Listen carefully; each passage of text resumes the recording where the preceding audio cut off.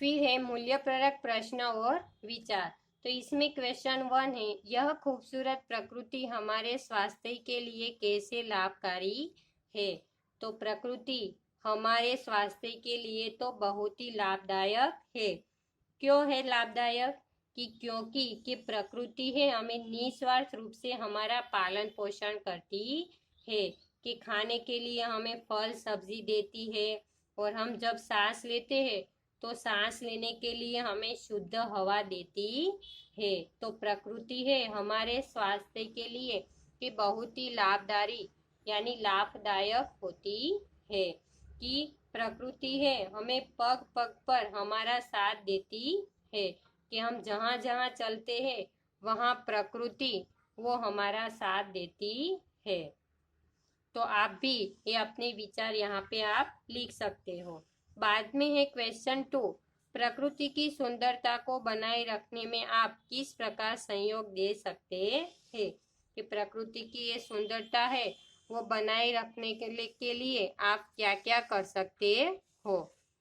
फिर है अनमोल वचन, प्रकृति की गहराई में देखे आप हर चीज को बेहतर समझा पाएंगे। अल्बर्ट आइंस्टाइन के प्रकृति की गहराई में देखे आप हर चीज को बेहतर समझा पाएंगे।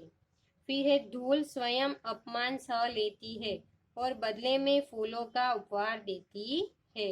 रविंद्रनाथ टैगोर के टैगोर ने क्या कहा है, धूल स्वयं की अपमान सह लेती है और बदले में हमें क्या देती है, फूल का उपहार देती है। तो हमें भी कि कोई हमारा अपमान करे तो हमें उसका अपमान कर देना नहीं चाहिए, पर हमें उसका सम्मान करना चाहिए, कि धूल स्वयं अपमान सह लेती है और बदले में फूलों का उपहार देती है।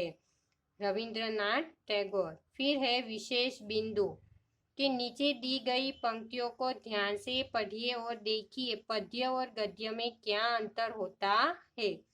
पद्य, लूटा गया है कौन जोरी अपने घर का भरा खजाना। फिर गद्य, कौन जोरी अपने घर का भरा खजाना लूटा गया है। कि उपयुक्त पंक्तियों को पढ़कर पद्य और गद्य का अंतर स्पष्ट हो जाता है। पद्य में लय और तुक मिलाई जाती है, जबकि गद्य में कर्ता कर्म क्रिया के क्रम को ध्यान में रखा जाता है। कविता में दूसरी और चौथी पंक्ति में अंतिम वर्ण में ध्वनि साम्य है, जैसे लड़िया कड़िया, दिवाली निराली। यदि लय तुक ध्वनि साम्य और गेय तत्व साधारण गद्य को भी पद्य बना देते हैं। विशेष कि पद्य दो प्रकार का होता है, तुकांत और अतुकांत।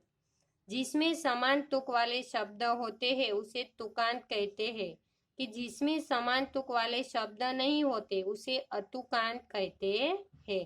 तो गद्य और पद्य दोनों अलग अलग है, कि पद्य में लय और तुक मिलाई जाती है और गद्य में क्या होता है, कर्ता कर्म और क्रिया वो क्रम में ऐसे रखा जाता है। तो पाठ में आपको कि मैंने बोला कि यहाँ तक आपको नोटबुक में आपको लिखना है। बाद में व्याकरण में आप टेक्स्ट बुक में आपको व्याकरण लिखना है।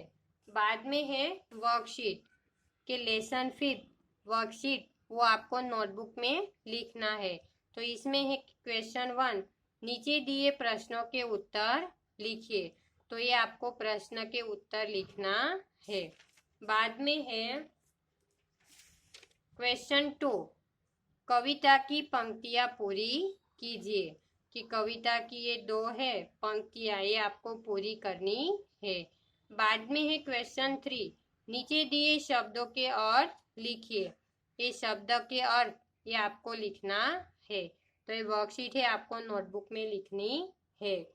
तो आपको क्वेश्चन आंसर और व्याकरण ये सब एक्सरसाइज है, टेक्स्ट बुक और नोटबुक में लिख दो और लर्न भी कर दो। Thank you.